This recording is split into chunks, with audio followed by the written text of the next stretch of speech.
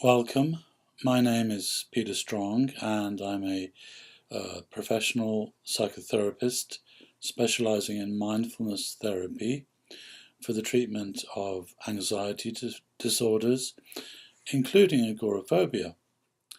So, if you're looking for online support for agoraphobia, then this is a good service for you to consider. Just go to my website and read more about this online therapy service and the mindfulness therapy approach for agoraphobia, and email me with any questions you may have. So, mindfulness therapy is one of the most effective ways of treating anxiety disorders such as agoraphobia. What it does is it teaches you how to break free from this central problem that we call reactive identification. This is where we become overwhelmed by thoughts and emotional reactions that get triggered. And it's very important to break this habit, because every time we become overwhelmed and become identified with our thoughts and with our emotions, we feed those emotions and they become stronger.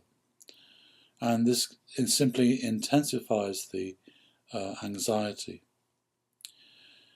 The approach to overcoming agoraphobia is one of mindfulness-based exposure therapy. It's fairly straightforward. Basically, you will design a number of challenges that you will prepare for each and every day.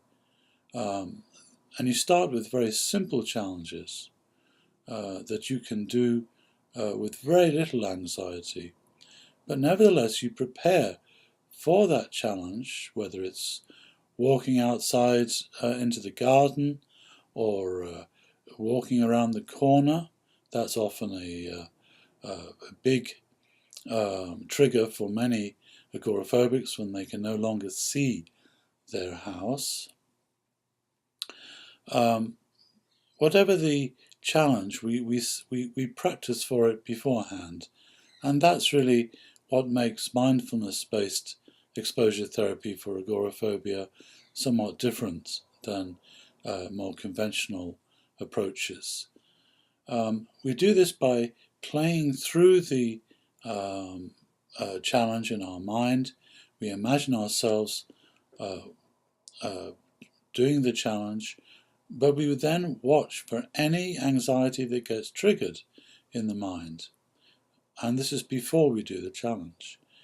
When we notice that anxiety that gets triggered by the thought of walking around the garden or around the block or whatever it might be, then we focus our conscious awareness, our mindfulness skills on that emotion with two purposes in mind. The first purpose is to establish a relationship with that emotion which is conscious and in which you do not become overwhelmed. You do not reactively identify with that emotion. You're able to be with the fear but not become afraid. So that's the first essential part of training and preparation before you do any of your challenges. The second part of preparing for our challenge is to work with the emotion itself and help it heal, help it resolve, help it reduce its intensity, again, before you ever do the challenge itself. And there's a number of ways that we do this, but yet again, the most effective first step is to establish a relationship with your fear in which you are not afraid. So you are effectively being with your emotion and not feeding that fear.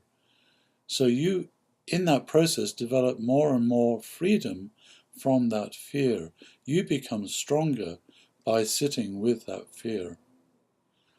But the second way that we help the fear resolve or diminish is by developing a very friendly relationship to that fear. Friendliness is really quite essential, and it's certainly a vital part of mindfulness therapy. We have to establish a friendly relationship with the fear, just like you would do with an animal that's scared or with a child that's afraid. You have to establish a friendly relationship with it in which you are not afraid. This is exactly what the fear itself needs. It needs to feel your reassurance, your fearlessness. So we establish this relationship between that part of us which is not afraid, the part that is observing the fear. We also work with other factors which contribute to the anxiety, such as the imagery of the fear. How you see it in the mind is absolutely central to how the emotion works. And typically the fear is very large and very close, and that's what causes that fear to manifest. When we start to investigate this imagery, we can change it because we have a conscious relationship with it. When you change the imagery, you most definitely change the emotion. So that's another very important part of mindfulness therapy, which is part of the training that you will do yourself before you do your challenge. I will teach you how to do these two steps involved in preparation for your challenges. And when you practice this in this very strategic, focused way, then you will most definitely diminish that anxiety until you feel completely confident and comfortable in doing your first challenge and then moving on to a harder challenge. And this way we progress until we overcome the agoraphobia altogether. So if you'd like to learn more about how to do all this, simply go to my website and please send me an email and we can schedule some therapy sessions at a time that works for you. Thank you.